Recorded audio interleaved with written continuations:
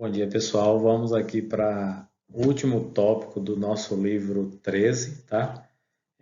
Nós vamos falar dos Estados Unidos no século XIX. Essa aula tem como objetivo explicar a ascensão dos Estados Unidos, os fatores que levaram a que eles se transformasse nessa potência econômica, militar, que começou aí no século XIX e se estende até o século XXI. Óbvio está que no século XXI nós podemos permanecer que o poder vai se deslocar para a Ásia, né? A China vai se transformar, ou já é a potência do século XXI. Mas a explicação para o poderio americano nós vamos falar agora dele. Bem, no século XIX, o aumento populacional proporcionou um crescimento vertiginoso da economia americana. Observe que no momento da independência, em 1776, a população era de 3 milhões e meio de americanos. Claro que são de ascendência inglesa. Já em 1801, portanto, 25 anos depois, nós temos 7 milhões, a população dobrou. Explicação para isso: a emigração europeia. Também no século XIX, nós já falamos que houve a unificação da Itália e da Alemanha, e alguns desses emigrados europeus foram para os Estados Unidos. As condições na Europa não eram boas, havia muitas terras disponíveis nos Estados Unidos, era um estado receptor de mão de obra, daí o crescimento populacional vertiginoso. A partir daí, do final do século XVIII e início do XIX, nós vamos ter aí a conquista do Oeste, né, que a gente chama de Far West, que é os filmes de Faroeste que a gente assistia sempre. Não é da época de vocês, mas é da minha. Então, a busca por uma produção de alimentos, busca por terras de plantios e paisagem vai fazer com que os americanos saiam da costa leste, origem da chegada da imigração inglesa, tá? Desde o tempo da ocupação da Virgínia. Então, eles vão começar a sair do leste em busca do oeste. Tem alguns fatores que vão estimular esse processo. O primeiro deles é a Gold Rush, a corrida do ouro, né, em direção à Califórnia. Então foi descoberto o ouro na Califórnia, na costa do Pacífico, e a partir de 1848 todo mundo começou a ir para lá. Então essa migração populacional leste-oeste ela vai se concretizando. Um outro dado bem interessante é a famosa doutrina do destino manifesto. Essa doutrina do destino manifesto é bastante criticada por historiadores de cunho marxista que não gostam muito desse imperialismo americano. Então, eles diziam que estavam predestinados a dominar a América e esse destino manifesto foi utilizado posteriormente na doutrina Monroe, na doutrina Bush, para ocupar algumas partes do mundo. Em síntese, o destino manifesto era ocupar os Estados Unidos do leste a oeste. Então, algumas universidades fundamentam isso como um dado de predestinação, afinal, os americanos foram colonizados por ingleses, que têm na religião anglicana a sua base religiosa, e o anglicanismo ele bebe na vertente do calvinismo. Então, a conquista, a predestinação é uma das bases da religião calvinista, né, do protestantismo de origem calvinista. Bem, para que esse processo se concretizasse, outros modelos de ampliação territorial foram anexação de territórios. Por exemplo, a Louisiana, que pertencia à França, foi vendida para os Estados Unidos por Napoleão. O objetivo dessa venda foi angariar recursos, levantar recursos para empreender aquelas campanhas napoleônicas de domínio na Europa. A Flórida, que pertencia à Espanha, também foi comprada pelos Estados Unidos. E, finalmente, o Alasca, que pertencia à Rússia. Então, por aquisição pecuniária, monetária, eles compraram a Louisiana, a Flórida e o Alasca. fizeram um acordo com a Inglaterra no momento em 1783, que se estendeu depois no chamado Tratado de Paris, e compraram a região do Oregon. E finalmente, na guerra, que foi a parte mais marcante desse crescimento territorial, contra o México, eles tomaram metade do território mexicano, o Texas, o Novo México e a Califórnia, que é o estado mais rico dos Estados Unidos. E se um país fosse, teria hoje a quinta ou a sexta economia do mundo. É o estado mais rico americano. Também o mais liberal. O governador lá, Gavin Newsom, é do Partido Democrata. Enfim, então você observa todas essas condições aí, mais as compras de territórios, acordos e guerras, transformaram-se num colosso em matéria de território. Aqui nesse mapa nós mostramos todas essas situações descritas no slide anterior. Aqui a origem dos Estados Unidos, as 13 colônias, né, que era onde os ingleses migraram por questões religiosas, aqueles puritanos do navio Mayflower, o que foi adquirido pelo Tratado de Versalhes de 1783. Não confundir esse tratado com Versalhes do pós-Primeira Guerra.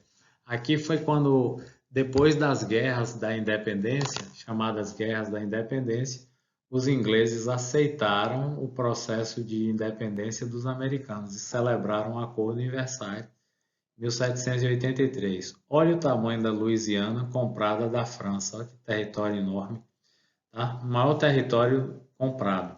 Depois você tem o Texas, que foi anexado. O caso do Texas é emblemático, que além da anexação, os próprios texanos fizeram uma espécie de plebiscito à época para juntar-se aos americanos.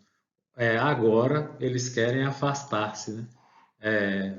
Simulando aí o que a gente chama de Brexit.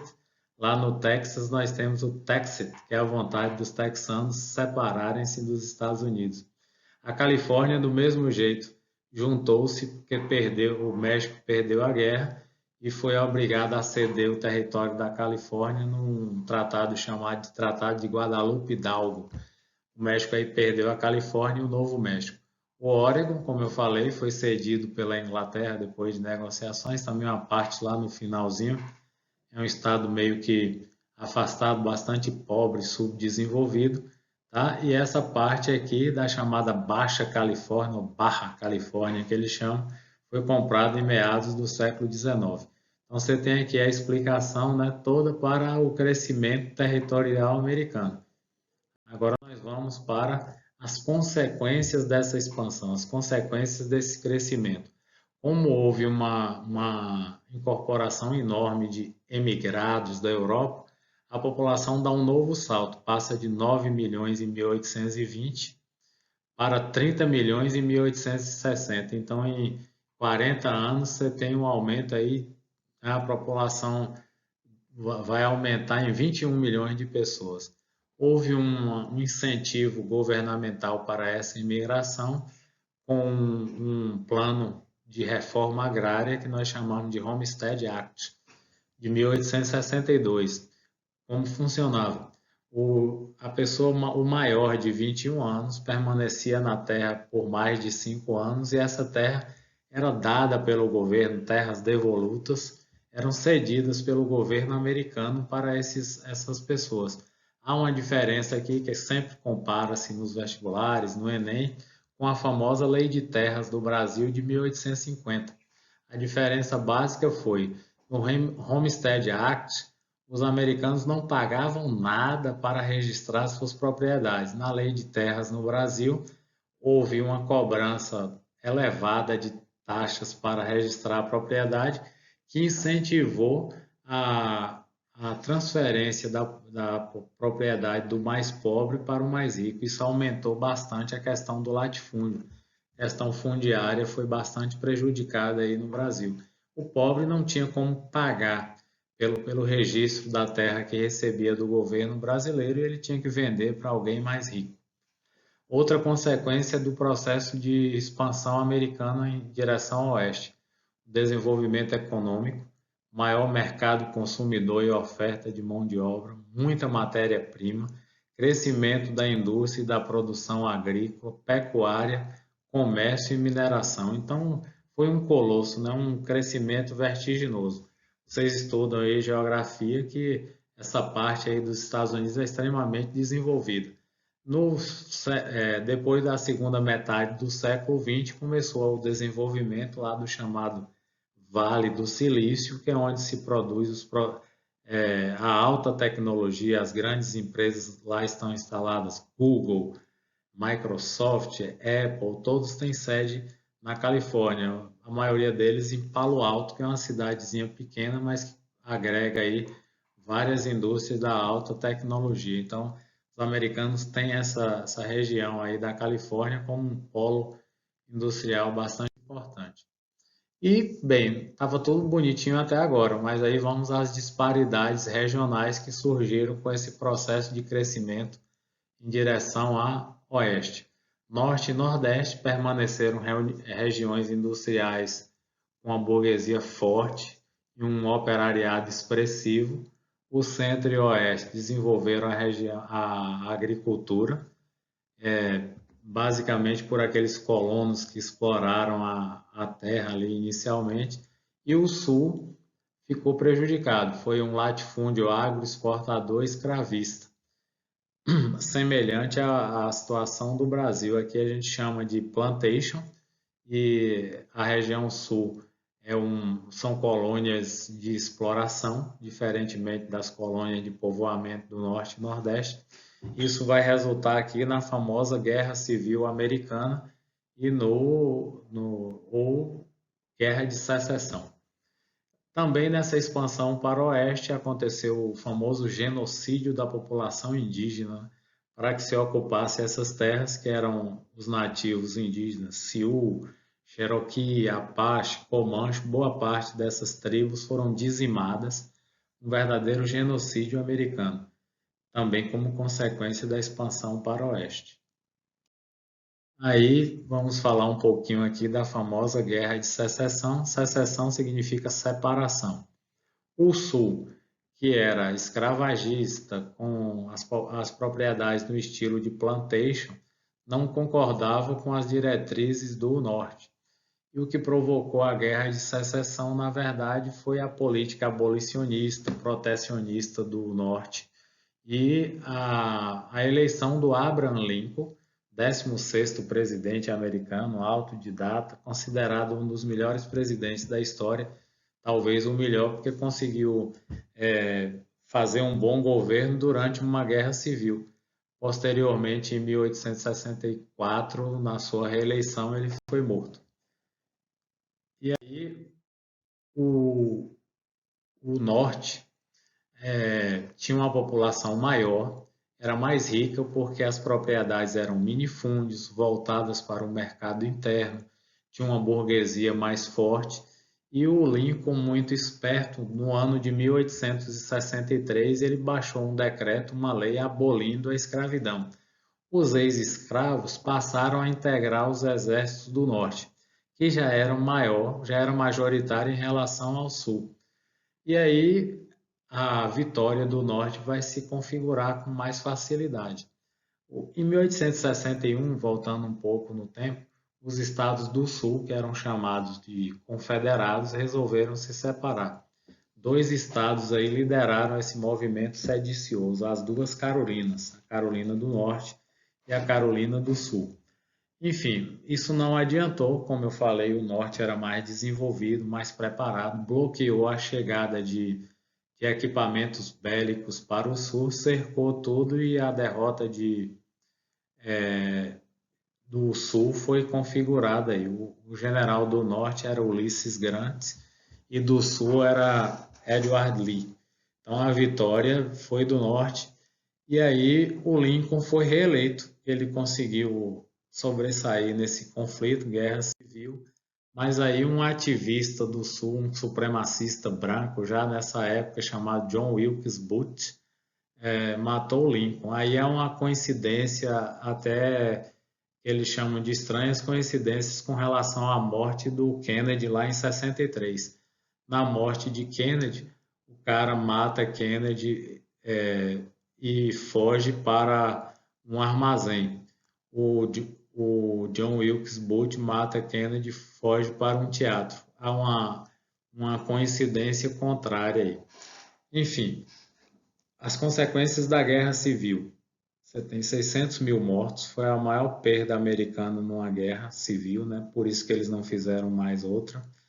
Supremacia política dos estados do norte, que eram os estados mais ricos, controlaram o processo após a vitória sobre o sul. Um crescimento vertiginoso da indústria. E aí você tem, mesmo depois da abolição da escravatura, você tem os negros livres, mas marginalizados, parecido com o processo brasileiro de 1888, lá da Princesa Isabel. Deu a liberdade formal, mas não deu as condições para que os negros se sobressaíssem. Então, a marginalização ela permanece até hoje no Brasil, tanto é que nós temos políticas de ações afirmativas, seja cotas para ingressar no serviço público, cota para ingressar no ensino público, tudo isso é em decorrência de um processo de emancipação, de libertação dos escravos incompleto. E nos Estados Unidos nós tivemos o surgimento dos grupos racistas radicais. O principal deles é Ku Klux Klan, que tinham essa touca com os furos aí apenas nos olhos, né? E que eram defensores das políticas segregacionistas do Sul. Quanto ao